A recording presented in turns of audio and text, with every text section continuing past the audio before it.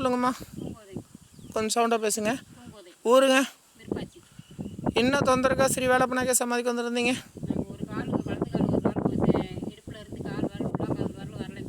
சரிங்க. எத்தனை வருஷத்துக்கு முன்னாடி வந்துருந்தீங்க? சரிங்க. அப்போ இந்த தொந்தரவு ஏற்பட்டு எத்தனை நாளைக்கு பின்னாடி இங்கே வந்தீங்க? 2020 15வது நாள் வந்தீங்க. அப்போ நடக்க முடியாமல் வந்தீங்களா? என்னம்மா, எந்த ஹாஸ்பிட்டல் போயிருந்தீங்க?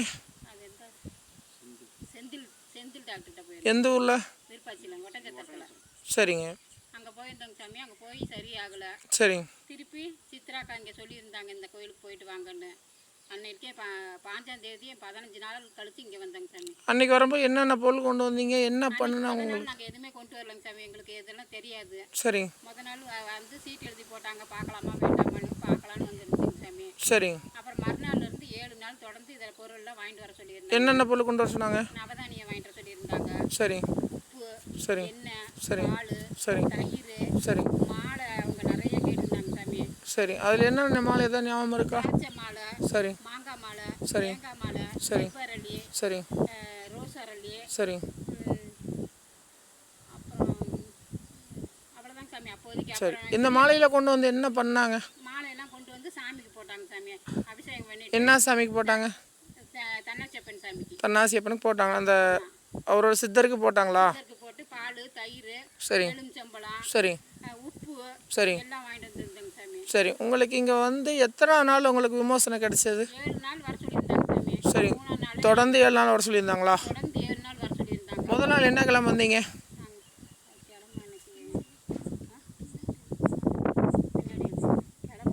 பார்த்துட்டு வாப்பா. தேதி தாங்க சாமி எழுதியிருக்கோம். எத்தனாம் தேதி பார்த்து வா சாமி?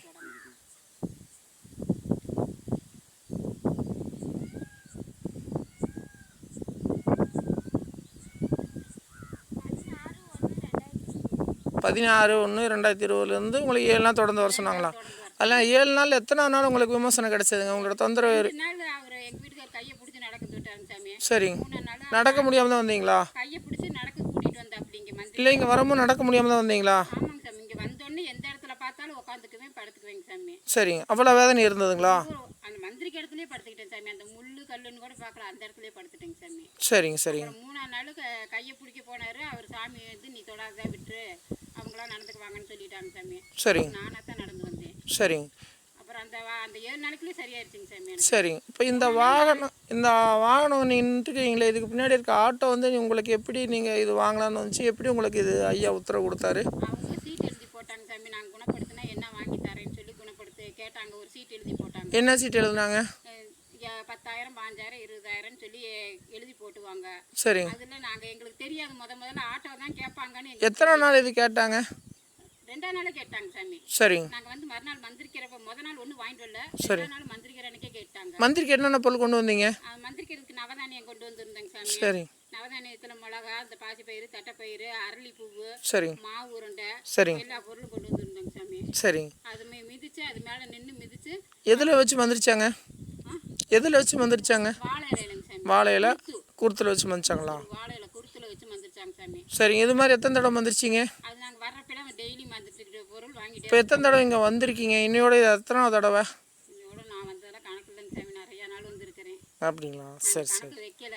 சரி. இந்த 10,000 5,000 எழுதி போட்டாங்களா? அதில் எங்களுக்கு 5,000 வந்து வந்துச்சுங்க சாமி. அதில் உடைச்ச பொருளாக இருந்தாலும் பரவாயில்ல, ஆட்டோ வேணும்னு சொல்லியிருந்தாங்க. சரி. எங்களுக்கு குணமடைஞ்சதுனால எங்களுக்கு உடைச்ச பொருள் வாங்கி வைக்க மனசு வரல.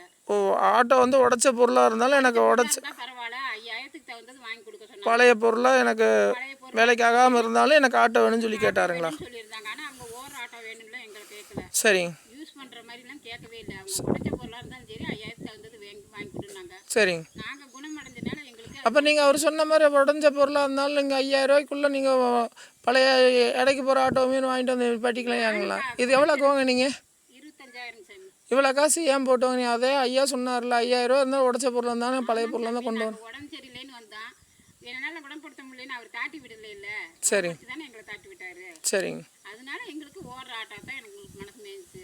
சரிங்க. அதனால உடஞ்சி சரி. இது உங்களோட தாய் வீடு ஆகப்பட்ட இந்த சமாதிக்கு, வேலைப்பனாசி சமாதிக்கு எப்பப்போ வர்றீங்க அடுத்து? மாதம் மாதம் வரேன்னு சொல்லியிருக்காருங்க சார். சரிங்க.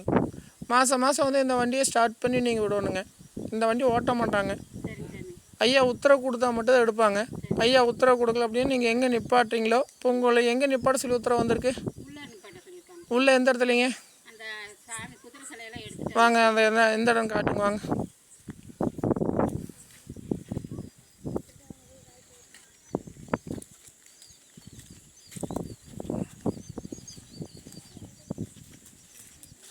லைட்டு போட்டுக்கண்ணா. இந்த சைடு லைட் இருக்குண்ணா. பின்னாடி லைட் இருக்குது. எந்த சைடுமா? சரிங்க. சரி அப்போ இங்கே நிப்பாட்டிடுங்க. நீங்கள் ஐயா எடுக்க சொன்னார்னா உங்கள் வாகனத்தை எடுத்து ஓட்டுவாங்க. அது எப்போ உத்தரவு வரும்னு தெரியாதுங்க. உத்தரவு வரல அப்படின்னு அங்கேயே தான் நிற்குங்க. நீங்கள் வரும்போது வண்டி ஸ்டார்ட் பண்ணி விட்டுருங்க. சரிங்களா? வண்டி ஸ்டார்ட் பண்ணி விட்டுருங்க. இந்த வண்டிக்கு புக்கெல்லாம் இருக்குங்களா? அதெல்லாம் நீங்கள் வீட்டுக்கு கொண்டு போகிறீங்களா என்னென்னு ஐயாட்ட எழுதி கேட்டுக்கோங்க. ஒன்று உங்கள் சமாளி கொடுத்துட்டு போயிடுறீங்களா? சரி ஓகே. சரி வாங்க இப்போ ஐயாட்டு முன்னாடி நில்லுங்க. கருவறைக்கு முன்னாடி நில்லுங்க. அந்த வண்டி சாவி எட்டு வா சாமி. சாவி இல்லையா? சரி வண்டி புக்கு கொண்டு வாங்க. புக்கு எடுத்துட்டு வா சாமி. வண்டி புக்கு சாமி. சொல்லுங்க சாமி. வைங்க வைங்க வைங்க. இப்போ நில்லுங்க. புக்கு எடு சாமி. லைட் வச்சுருந்துருங்கண்ணா. இப்போ நில்லுங்கம்மா. கருவறைக்கு முன்னாடி. அப்போ இப்போ நில்லுங்க வாப்பா. இந்த வண்டி புக்கு மட்டும் கொண்டு வாப்பா. வண்டி புக்கு எடுத்துட்டு வா. இந்த இருக்குடா படம். நீங்கள் உங்கள் வீட்டுக்கார கையில் கொடுமா. வாங்க.